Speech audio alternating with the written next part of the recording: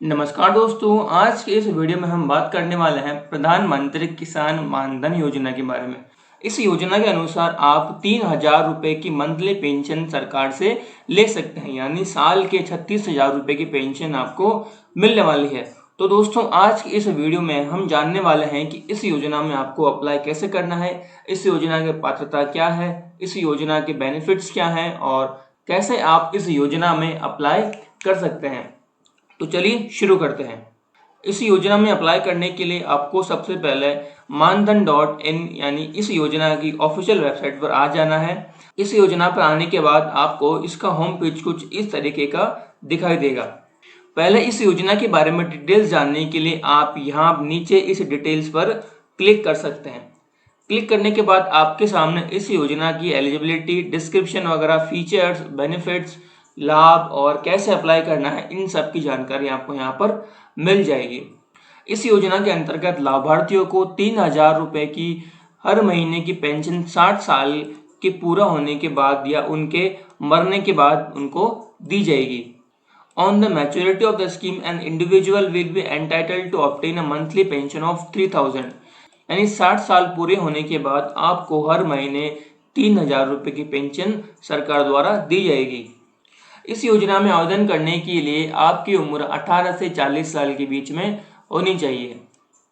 मानधन योजना में आपको और सरकार दोनों को कंट्रीब्यूट करना होता है, जिसमें आपको 55 रुपये से लेकर 200 रुपये पर महीने के हिसाब से अपना कंट्रीब्यूशन देना होगा और आपकी एज पूरी होने के बाद आपको हर महीने 3,000 रुपये की पेंशन दी जाएगी। यानी 60 साल होने के बाद आप उस पेंशन की राशि को क्लेम कर सकते हैं। दोस्तों, नीचे लिखा है एलिजिबिलिटी क्राइटेरिया, यानी इस योजना में अप्लाई करने के लिए पात्रता क्या है। फॉर अनऑर्गेनाइज्ड वर्कर यानी किसान या असंगठित क्षेत्र के लोग इस योजना के लिए आवेदन कर सकते हैं।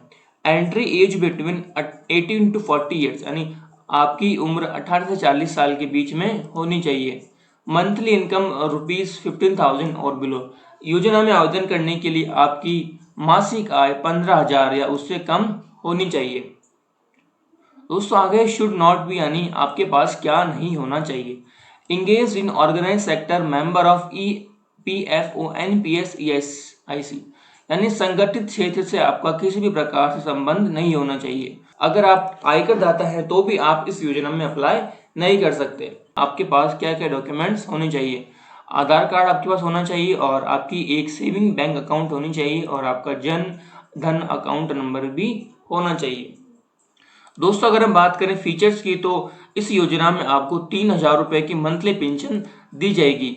Voluntary and contributory pension scheme, यानी इस योजना में आप अपनी इच्छा से आवेदन कर सकते हैं। Matching contribution by the government of India, यानी इस योजना में भारत सरकार भी अपना योगदान देने वाली है। दोस्तों, अगर हम बात करते हैं इस योजना के बेनिफिट्स की, तो इस योजना के अंतर्गत अगर किसी बेनिफिशियरी यानी लाभार्थी की मृत्यु हो जाती है तो उस पेंशन की राशि का 50% उसकी पत्नी या उसके किसी फैमिली मेंबर को मिल जाता है।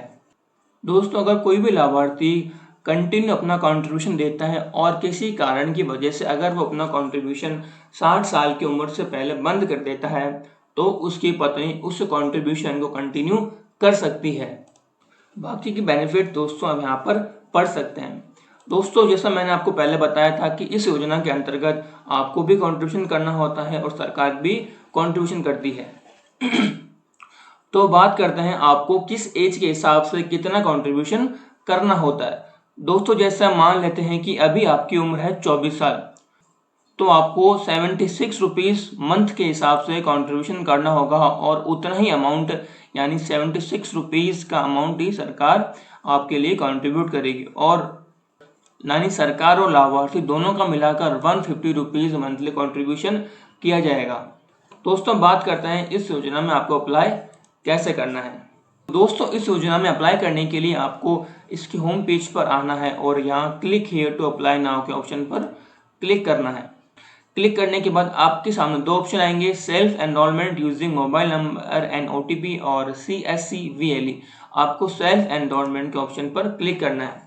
अब आपके सामने ये मोबाइल नंबर मांगेगा जहां पर आपको अपना मोबाइल नंबर एंटर कर देना है।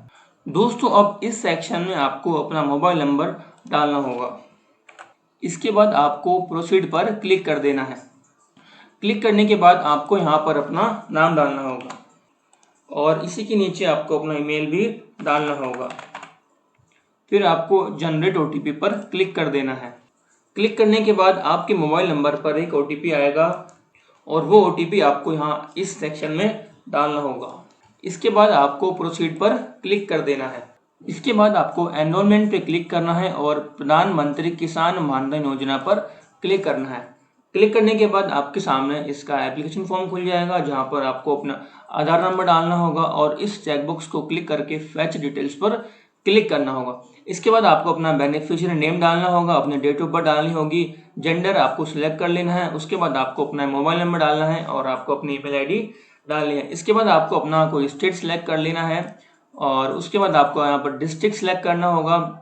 इसके बाद आपको अपने एरिया का पिन कोड डालना है और अगर आप नॉर्थ ईस्ट रीजन से बिलोंग करते हैं तो आपको यस करना है, अदरवाइज आपको नो पर क्लिक करना है। उसके बाद आपको यहाँ कैटेगरी चूज करनी है और आपको यहाँ SMF यानी सेल्फ पे क्लिक करना है।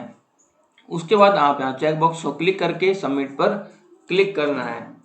इसके बाद एक और पेज खुलेगा जहां पर आप अपना अकाउंट नंबर डाल करके अपना कंट्रीब्यूशन देकर इस योजना के लिए ऑनलाइन आवेदन कर सकते हैं। तो दोस्तों, मुझे उम्मीद है कि आपको इस योजना में आवेदन करने का पूरा प्रोसेस समझ में आया होगा। तो दोस्तों, इस तरीके से अप्लाई करके आप इस योजना की पेंशन का लाभ उठा सकते हैं।